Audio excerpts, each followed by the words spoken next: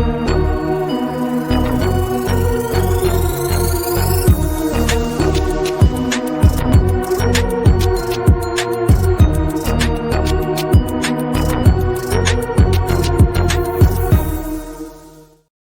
what's up, everybody? Welcome back to Voices from the Mausoleum, and welcome to our series finale of Underrated Gems with my co-host, Radar.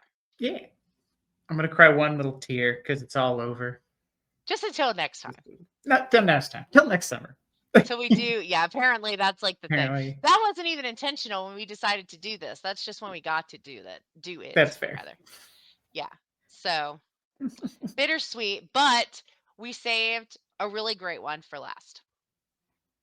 Angel will not say the best for last, but I will. Damn it. The best for last. Only it's second best. I understand theater blood is You're like, fantastic. I understand, but I disagree.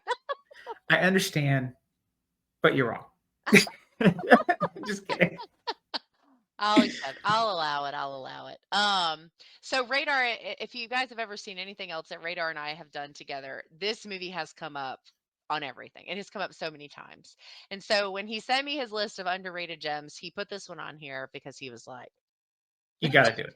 You got to do it if I put it on this list. So today we are talking the 1999 movie Ravenous. Not to be confused with the zombie movie Ravenous that came out like 2018, 20. Yeah, something like that. Something like that, which is also good, but not comparable to this, I would say, in any way, shape, or form. So we will start like we normally do. Why is this an underrated gem? This, and for me, across the board, is a masterpiece. It is the definition of a masterpiece. Yeah. And the thing is that it's underrated because it was not appreciated at the time it came out because it was ahead of its time in every category across the board. Yeah. Like with everything about this film, which we'll get into it, like across the board, there are certain elements, the subtext, just all the stuff for it. And also the marketing for this movie was fucking horrendous. Oh, I don't know anything about the marketing for this one. It's so weird, the marketing for it.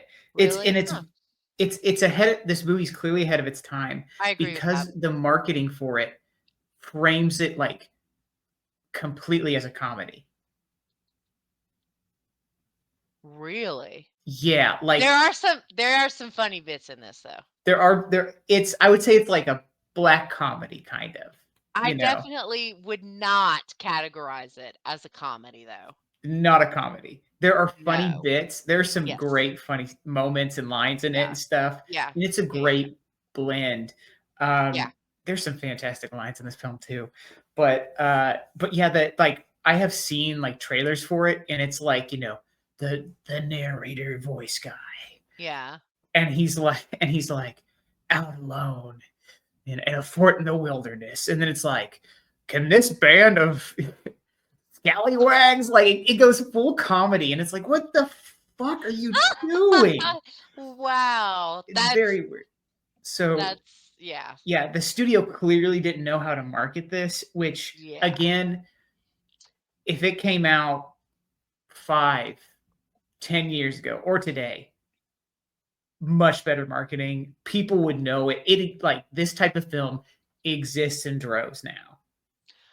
Yeah, I was gonna say if it were to come out now, I think it would have a massive intake of interest. Like I think people would really be paying attention, wanting to go see it, talking about it. I agree with that, especially because we have a couple of these. It's not the same, but there's a couple of these lore movies that are kind of like in this realm, and I don't know how you would market this. Honestly, because it's not like it goes in a direction that I personally love, but it doesn't go into the monstery part of it. So you can't really call it like a creature feature. It's more of like a, what would you call this? Like a I really don't know. It kind of defies any subgenre. you Yeah, know? it's a very kind of a unique overall experience, I think. I wouldn't say Yeah. because it's a period piece, right? It's like takes place and so it's like it's got that going for it. It's got the Native American lore, it's got the body or it's got the gore and the body horror. It's got, there really is kind of a lot, but you're right. I don't think it really fits into one little box of a category. Yeah. It really doesn't, and it's to shamelessly plug, I have a book that's coming out this fall, and I like I feel like I took some inspiration from Oh, yeah. this movie, and, Yeah. like, as, like, kind of movies that are similar to that book that's coming out, I put Ravenous, but I feel like that's just hurting me because you can't really define Ravenous, Yeah. and so, like, just saying my book is kinda like that, people are probably going, "What? What?" It's like putting a philosophical concept and just Sure, putting that yeah. out to someone. It's like, "What is this abstract thing you're trying to sell me here?" Yeah, I think yeah, it does have a lot of different kind of things going on for sure. Yeah, and Um it's a great blend, though, and, like, mhm. at the I'm a big history buff. I absolutely love that it takes place in this part of history because it does not get talked about. It's like kind of a Oh, forgotten chapter of America's history, because it's right after the Mexican American War. yep. And in school, you just glossed over the Mexican It's American not War. a priority. It's World War Yeah. One, World War Two, the Civil War. That's like it. Revolutionary War. Boom. That's about it. Yeah, we didn't even spend that much time on that one. But Oh, yes, wow. yeah. But Either way though, yeah. yeah, but No, that's like, a good point. yeah, the Mexican American War is like just a footnote, but it's like, Yeah. it's clearly a huge part of American history. You know, we basically got Texas, California, like It's yeah. a good chunk of the West Coast came from that war.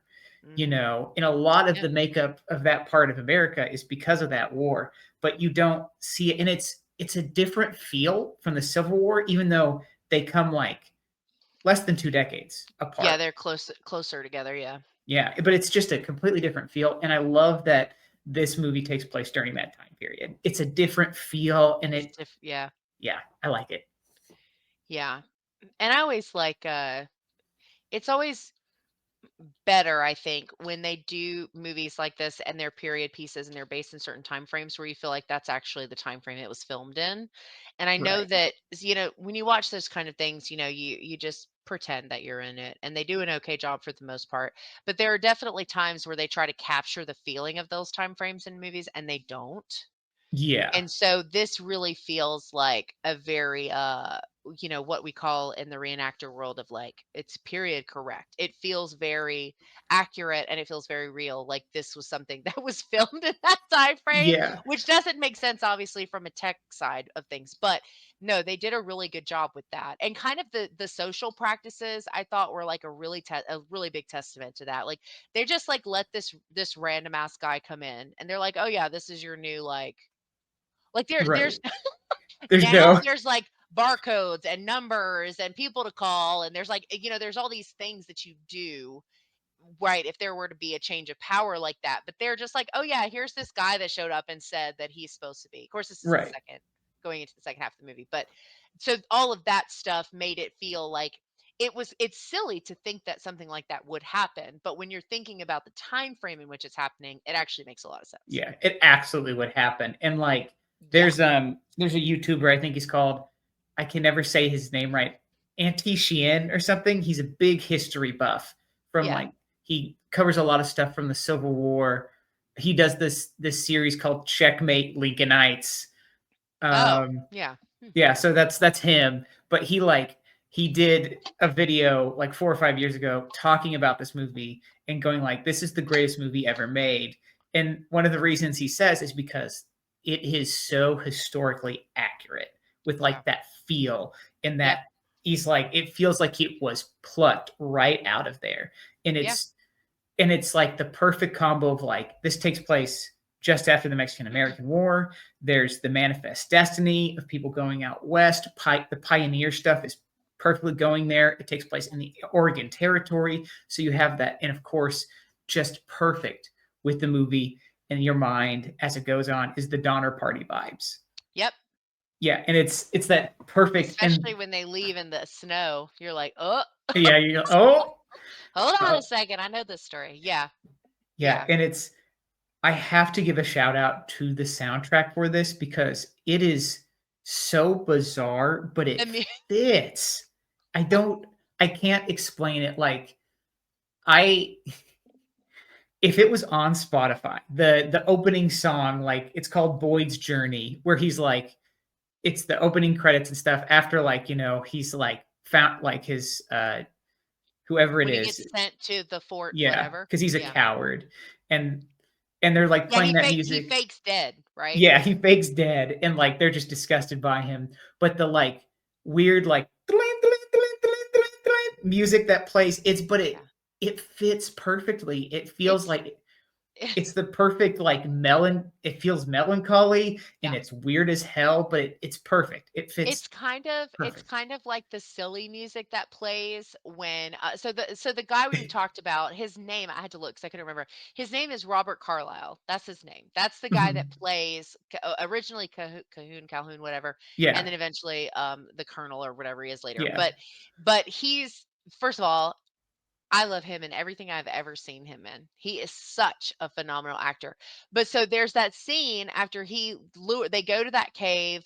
They're like getting like they realize like that motherfucker lied to us, and we they did come not. running. They're trying to run out to warn everybody. He starts attacking, and then he looks at the religious guy, and he's like, "Run!" And then Yeah, he runs, and this music starts, and it's like this Scooby Doo chase scene almost, where you're like, right. "What the That it's that like a part made me laugh. really banjo heavy, like Yes, but it sounds like it's intentionally meant to be like a fun yeah, scene, and it's like this guy running for his life because he's trying yeah, not to get killed and potentially eaten, and I thought that that was really funny. That was what I was saying about, like, there's definitely moments in this that you will catch yourself being amused, but it doesn't take away from the seriousness of the film at all because it is a yeah, very dark movie. It covers a lot of really dark things, a lot of social things, like, social commentary type things that are said, conversations and one-on-ones are just really, really well done, and it's a very serious, I feel like, overall, but there's moments like that where you can't help but feel amused because 'cause you're like, "What?" right. He's like, "Run," and then he goes, and that music kicks in, and you're like, "Oh, wow, okay." Like another one of those really honestly funny moments. Like, and but told me I was gonna love this film because like the Yeah, first time you watch it in that Boyd's Journey place, you're like, this is kind of weird. But like when he gets to the fort and the colonel in charge is like naming off the people there, and then it gets to the lieutenant, and it's just like he's completely naked in like the cold river going "Ah!" and like screaming, and you're like, I'm gonna like this movie. yeah, and the guy that's laughing a lot, which is, He's in stuff too. David Arquette. Yeah, dude, Dewey. okay. It's Dewey. It's He's not Dewey. a main character, I would say, but you see him off and on, but he's like there's like that one part where when he's doing the introductions where I think he's one of the ones that's just laughing hysterically for like no reason. Yeah, just having a good time. And then he tells him he's like and the guy that's in charge at the time is the guy from Beetlejuice. I don't know his name either, Yeah, he's like, "Oh, and he calls it a promotion." That's what he tells them. He's like, "Well, and in your promotion, that makes you third in charge or something like that. Third yeah, in command third in or whatever it command. is." And yeah, there's little moments like that where it does have a sense of humor, but like I said, I don't feel like it takes away from the seriousness. I mean, you're talking about cannibalism.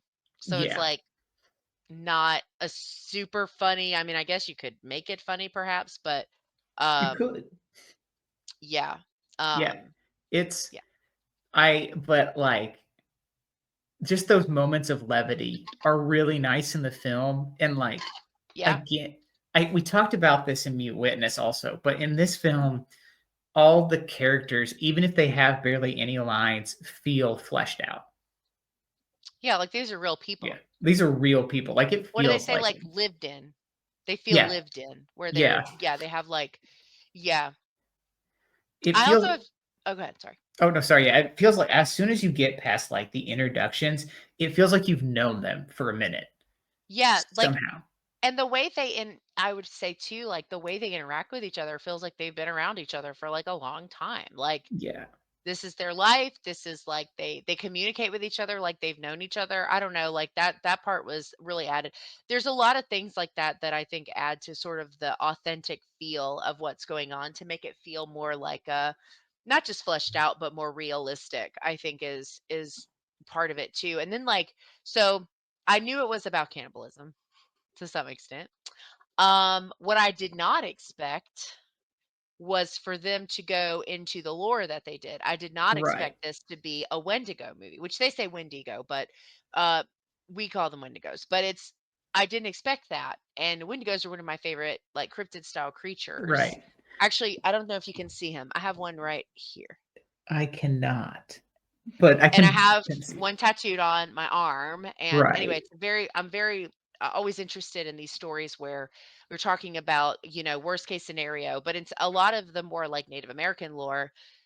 They're just like it's just taboo. It's not really Yeah. like, "Oh, we did this out of necessity." It's like, "No, you're weird and now you have a curse." Like that's kind of more, the approach. And so it was interesting to see this kind of go in a direction of where like there's that part where Boyd asked him, he's like, "When you did this, did you notice that you felt stronger? Did you notice, And he's like, and I'm thinking like at this point, maybe they're just being superstitious. Like maybe he just is Right. a cannibal. Like maybe he just, I mean, that's a thing, sort of. God, I guess. Anyway. And I thought that's kind of where it was gonna stay. But then they get that guy who falls and they have him in a tent and they Yeah. catch Robert Carlyle's character licking his wounds or Yeah, whatever. going like he's kinda rubbing his lips and stuff too, and Yes. they're like, "He's trying to eat my towel." He's like, "Get it." He's like, "Yeah, sick." What does he say? Sick man outside, or I forget what he says, but he's like, "Oh, I was having a nightmare." And I'm I was having a nightmare eating a toe. like, and I woke up like that. That's how it goes. But then he's smart. This is the thing though. He's very smart because he agrees to be shackled. He says, "No, lock me up. Yeah. I can't be trusted." And it's so interesting because that is kind of the whole thing is once you do it, you can never stop doing it. Right. It becomes this like just this innate desire where you become ravenous, which here we are, Right. right? So it's like that's the whole premise is like you can't stop once you've done it. But I love this idea that it also low key gave him like special powers, sort of like he Kinda. heals. And like there's like there's that part later where he shows up and he's like, "This is the guy I was telling you about." He's like, "Show us your shoulder where you were shot," and there's like no wound. Right. It's I love how it's subtle about it too. It's not like it It flat is, yeah, it's you super subtle. you can go the whole movie thinking like there Yeah, isn't any yeah, and yeah, you can read it that way. I yeah, love that about it. yeah. Like maybe he just missed. Right. When he shot. I don't know. But yeah, to your point though, no, you're right. And I think that all of the scenes with like the blood and the body parts and like all of that stuff was also done very, very well. Yeah. Like I think that like the I'm always impressed when they do this because sometimes you see blood and you're like, sure, it's blood. But Right. this looks like super dark and thick and real. Like it looked like some crazy, Blood, like blood. especially that scene when he's under all those bodies in the beginning and he's in that thing Oh, and yeah. it's just like coming down on him and he's like, He's and like it's just there. It's like it looks so real. And the scenes where they get hurt, all of that, like I just feel like all of that looked really, really good. They did a good job with that too. But yeah. yeah, I just didn't expect it to go in that direction. I mean, Wendigos are like, ugh, I love It's Wendigo it's stories. such a nice little turn to it too, It and is. I love I love where they took it to, where it's like when Boyd gets back after all that time, and then Calhoun shows up, and it's He's like, just there. now he's in charge. And he looks great. He's like all cleaned up and he's got clean clothes and his hair's shorter and brushed and styled magically. And Like they just had a curling iron there. Like he Yeah. just looks like a brand new.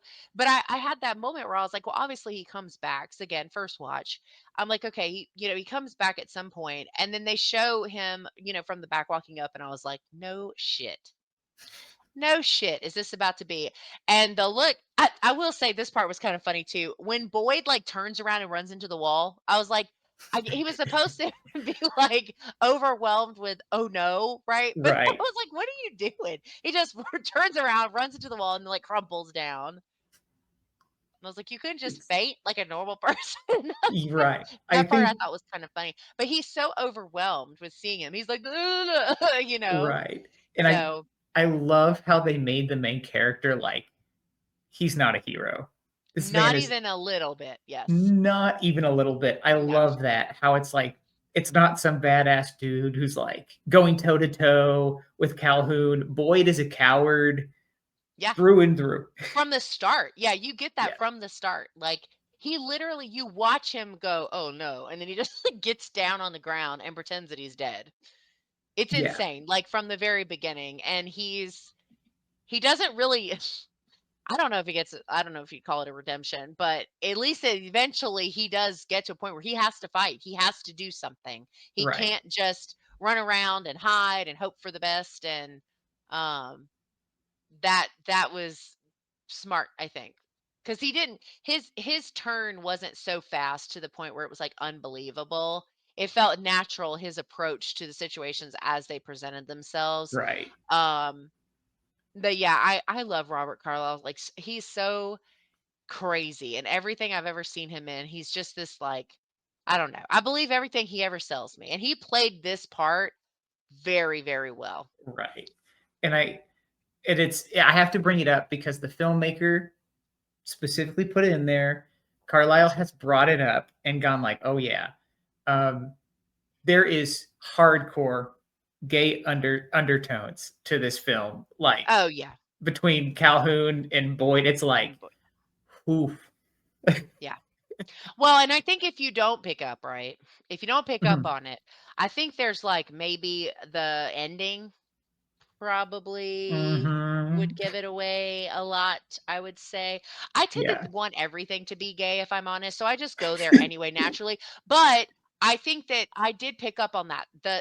You know what I noticed it the most, I think, was that scene where they're sitting. It's after he's arrived and he's now in charge or whatever, Yeah. and they're sitting outside. I think it's nighttime, and they're around the fire and they're talking. Yeah. That was like I think the first moment where I was like, "Meh." Oh, That was like the first moment. And then because they have like this really, I will say, Robert Carlyle's conversations in this, the things this man says, he's so charismatically scary. it's true. It is He's like so charismatically scary. You're like, oh my God, you're a cannibal. Hold on. It's like you forget for a second that he's like not the good guy, but that scene in particular, and of course it ends up with him trying to kill him, and then somebody comes up and stops him, and that's kind of how it goes. right. But that conversation that they have about kind of everything, the short of everything, was the first time where I was kind of like, hold on, let's just see, because Wait a minute. yeah, Yeah, but the it is ending for sure, for sure. for sure. But like that's one of the things I was hinting at the beginning of this episode of like it was ahead of its time because ooh lord, you Oh know, yeah, yeah, you try to have that front and center back then, that's not flying. no, You yeah, know? 99, right? Yeah, early, Yeah, yeah. 99. No. So, Definitely not at that level where it was the main focal point of the story, or no. you know what I mean? It was the main characters, and it was like, yeah, no, Yeah, and no. I think the ending is perfect. I love the ending. My, It's I didn't, I didn't see it ending that way. I kind of that's thought fair. because he is so smart as a villain, right?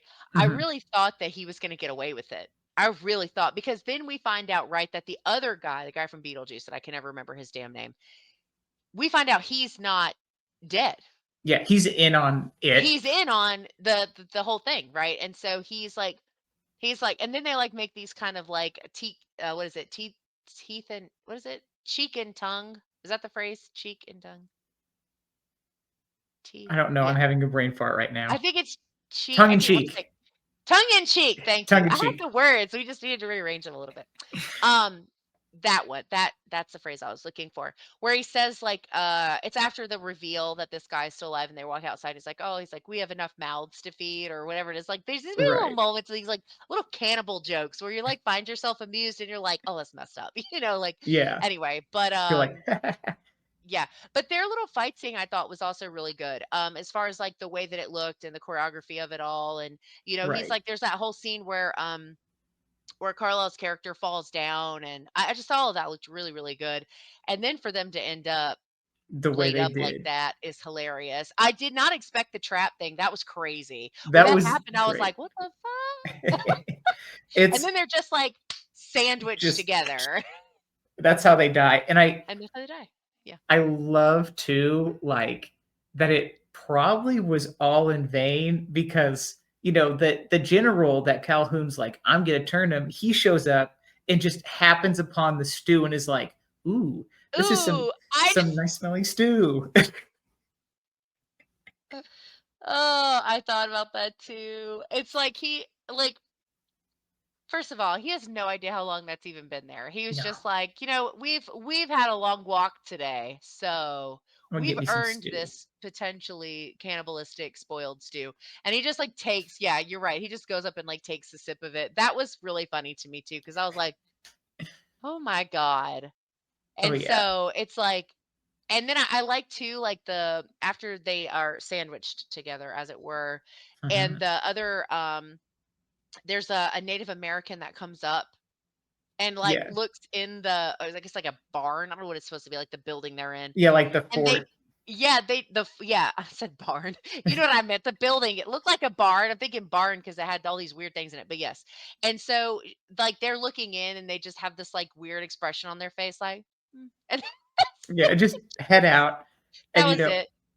I think it's just such a perfect ending because she's like she had been her and her brother had been kinda helping out at the fort, and she Yeah, had told Boyd, like, "Hey, once you're Wendigo, that's it, that's buddy." it. So she was kind of priced to the situation, but I'm glad that she's just like, "Fucking white dudes," and just I leaves. know. Well, and I will say I do prefer because I think Wendigos are such a they're very taboo thing, and they've been very Mhm. westernized, and that's not where they came from. And Right. so it's always I always appreciate when films take the effort to make sure that Native American people are involved in the lore telling because it's not Western lore. It did not come It's from not. us. We stole it. Like we stole everything else from them. And so this is one of those things where it's like that makes me feel better. Like being who I am, I would never probably feel like it was okay for me to write on my own just a Wendigo story because I don't Right. have that's not my story to tell, right? It's not my lore.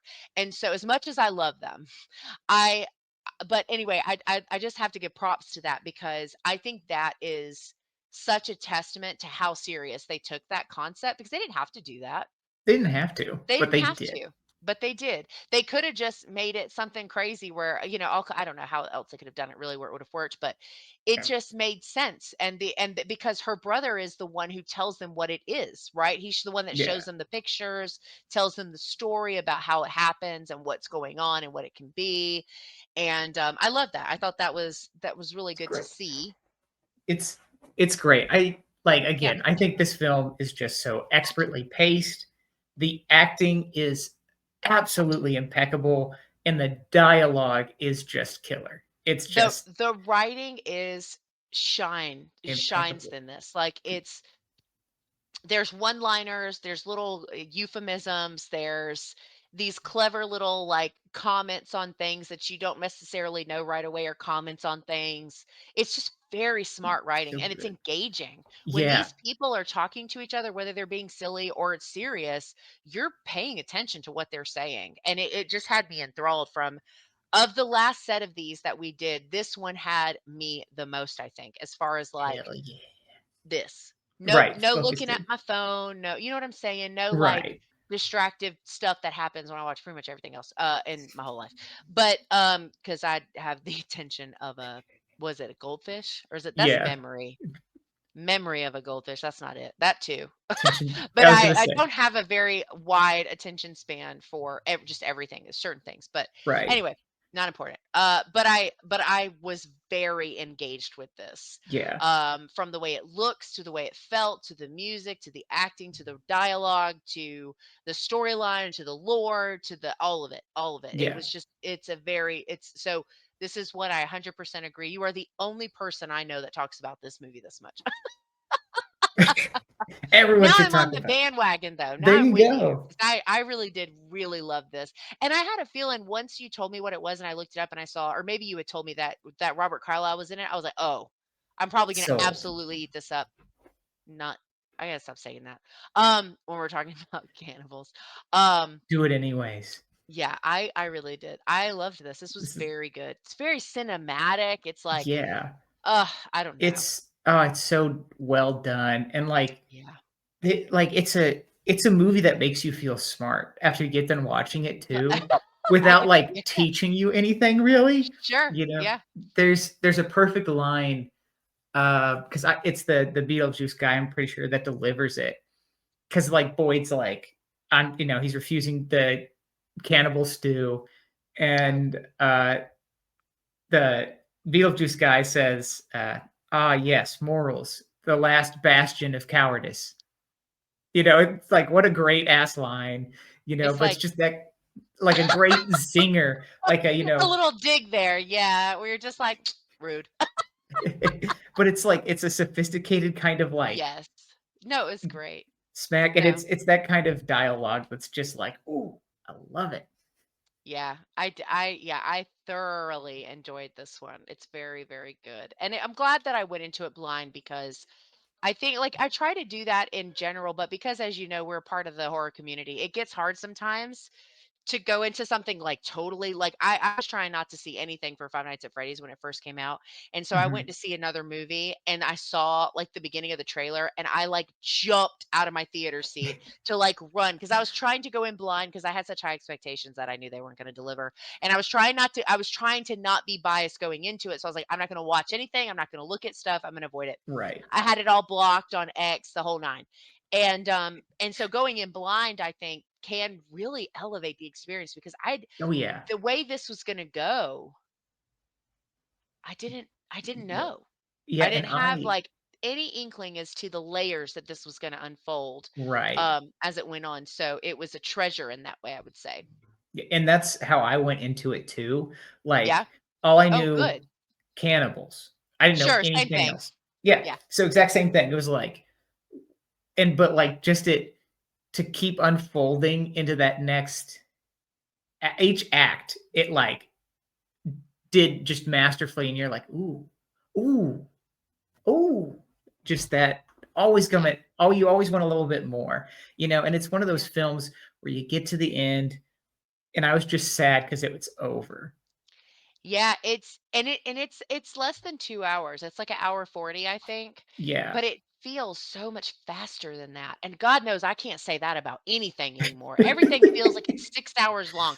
Like, why are y'all making movies this long? But this one was just shy of 2 hours, and it did not. It moved in such a way, and a lot of it probably is, again, because I was very engaged throughout the entire thing, but I think that, like, it just felt like it moved so quick. Yeah, just There's no let's go. lulls, maybe that's what it is. There's always I think something good, so. like, interesting going on. There's not a lot of, like, just nothing. That doesn't happen in this. Yeah, Um, either, and it's not always the action stuff either. Sometimes it's just the scenery or or whatever, either way, right. but there There's was no something lulls. interesting on the screen at all times. Yeah, at all times, the entire time. So you don't feel like you're watching an hour 40 minutes movie. Like you feel like, okay, that went by really fast. Oh my God, that was almost 2 hours. Like I don't think it doesn't feel like Wow. it. Not like some movies, but Oy. this was good. Yes, I'm so happy. I'm so happy you like Were it. you Like, worried about this one? I was a little worried because I love it so much. Oh, I'm really glad I didn't hate it then. That would have been a Friendship terrible over. way to end the series. Yeah, no, I Like, oh, you love love this this. movie? I hate it. And I hope I never have to watch it. Oh, This is one I would watch again, by the way, because I'm sure there's things I miss, little nuance things here or there.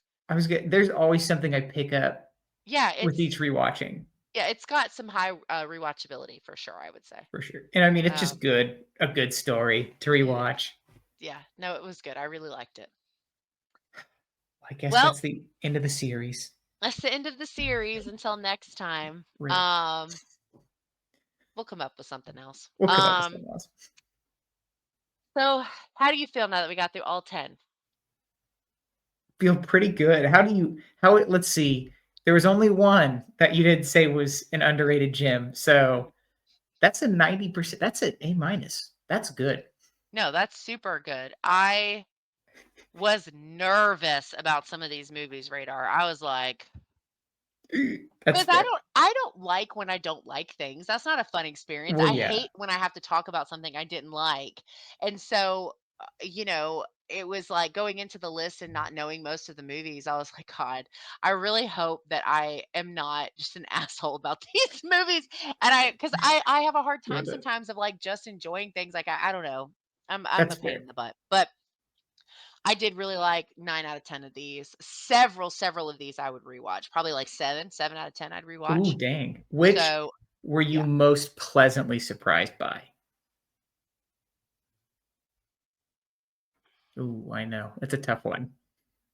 Pleasantly surprised. Yeah, just like all around vibes. You're like, "Oh yeah, this is a."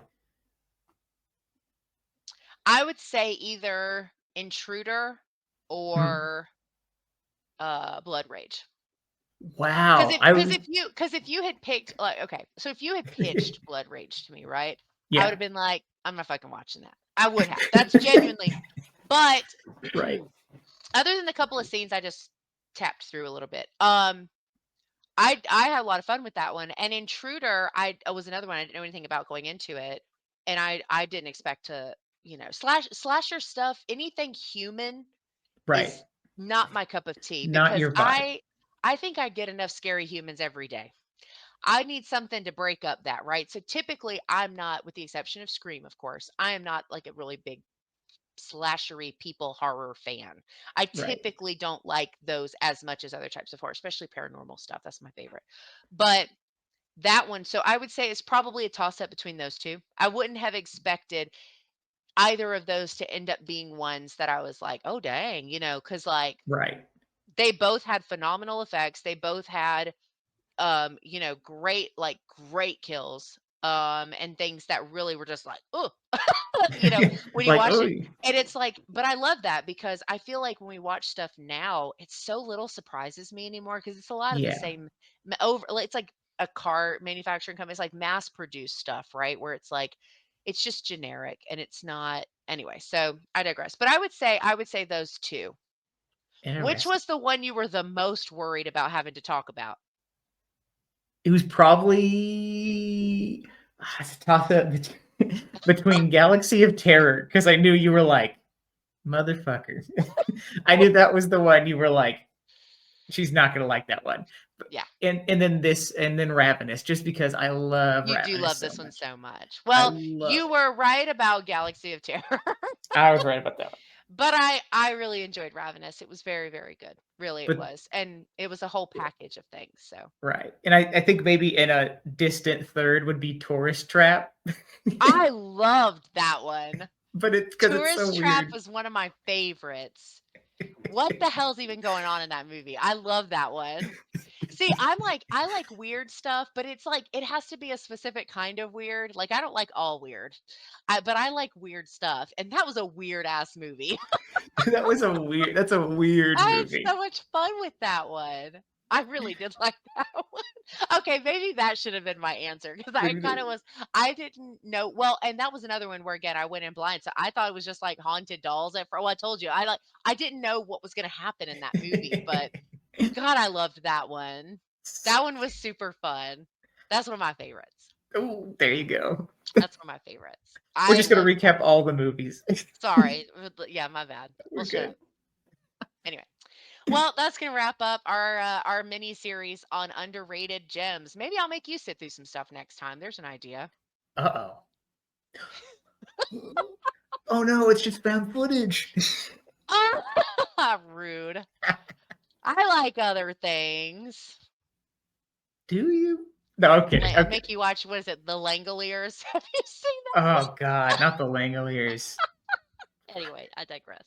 Eh, Um, Well, thanks everybody for going down this rabbit hole with us of these underrated gems. 9 out of 10 I agree with. So if you haven't seen the rest of the episodes, we covered more than what we just talked about. We've covered 10 movies in total, and there's a playlist so you can check it out. As always, the links of where you can find Radar and his books and content will be in the description for this episode. And yeah, that's all we have this time around. We appreciate the support, y'all. We do. And we hope you guys have a great rest of your week. Enjoy your weekend when you get there. And God, we'll see you next time, whenever that is. Sometime.